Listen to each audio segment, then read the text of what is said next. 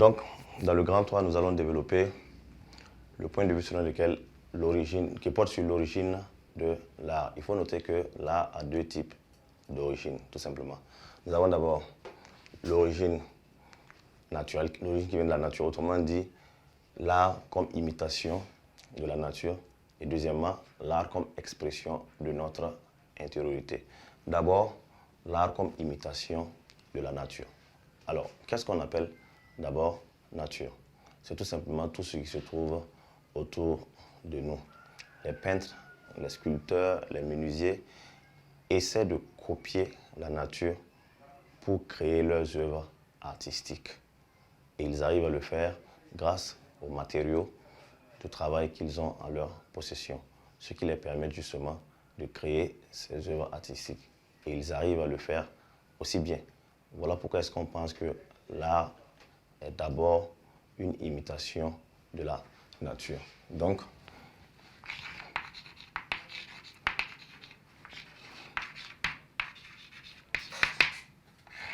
origine de l'art, premier point.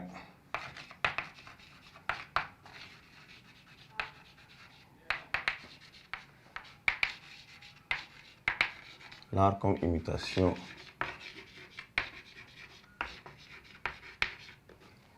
de la nature. L'artiste s'inspire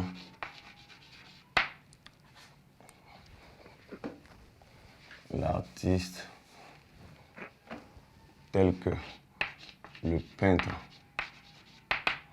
ou le sculpteur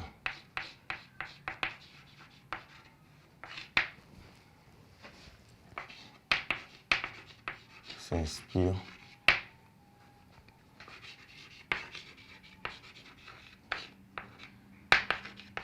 de la nature.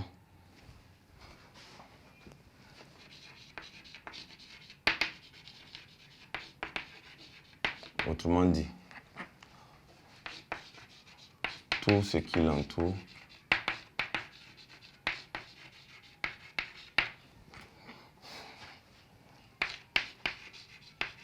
pour créer ses œuvres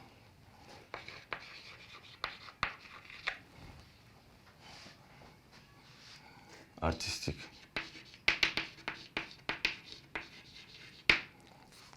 Et quand on parle de la nature, il faut noter que la société également fait partie.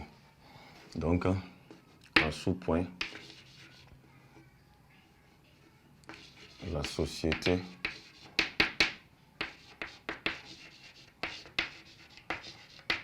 et les faits sociaux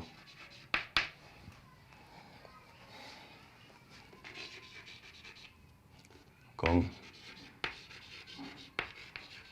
source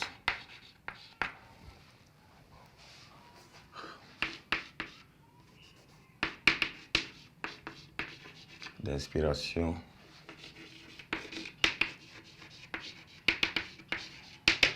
de l'artiste. Alors ça, c'est la première origine de l'œuvre d'art. Alors deuxièmement, nous avons l'art comme expression de la pensée.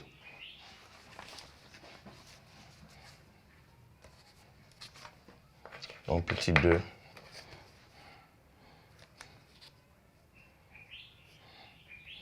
L'art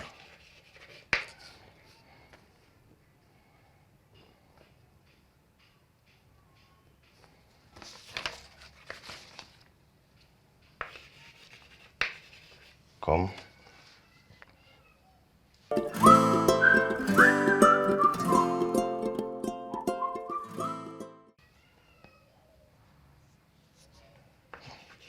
expression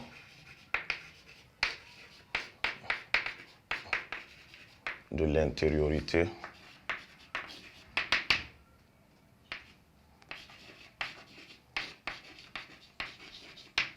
de la pensée. Alors, il faut noter que les artistes n'ont pas à chaque fois l'intention de reproduire ce qui se trouve déjà autour d'eux. Autrement dit, ce qui se trouve déjà dans la nature. Il arrive des fois que l'inspiration vienne plutôt de l'intérieur, c'est-à-dire de leur pensée, ou encore de la manifestation de leur inconscient. Donc, grâce à ces idées qu'ils ont enfouies d'eux, ça dépend chacun, à travers peut-être son vécu, ou à travers son imagination, ou à travers la manifestation de son inconscient, peut produire justement des œuvres artistiques qui n'ont pas d'égal dans la nature, tout simplement. Donc, l'art comme expression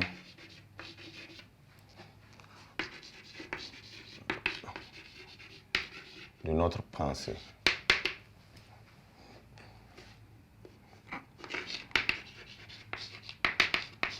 L'artiste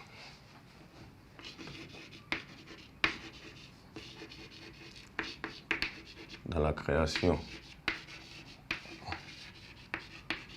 de ses œuvres s'inspire souvent de son intériorité.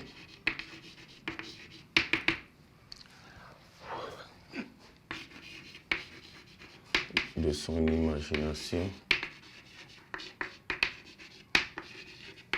ou encore le résultat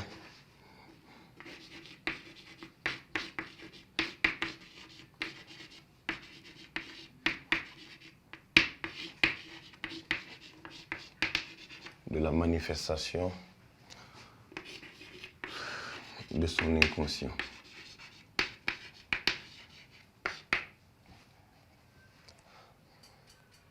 L'artiste dans la création de ses œuvres s'inspire souvent de son intérieur, l'intériorité de son imagination.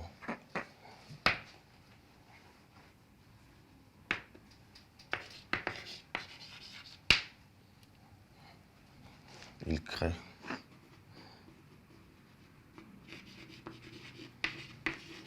une œuvre artistique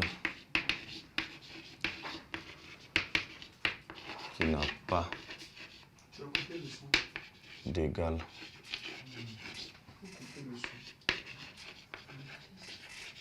dans la nature.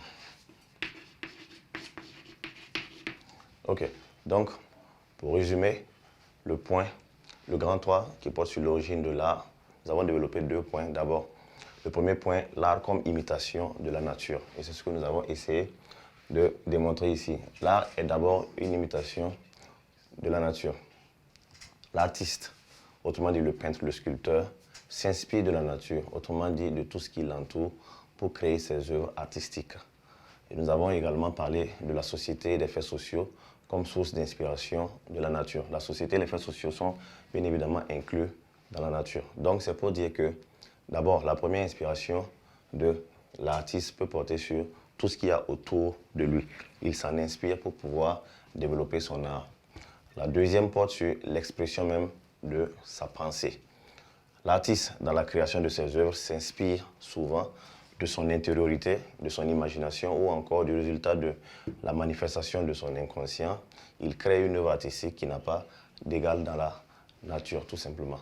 Donc, maintenant, nous allons passer au prochain grand point qui porte sur les fonctions de l'art.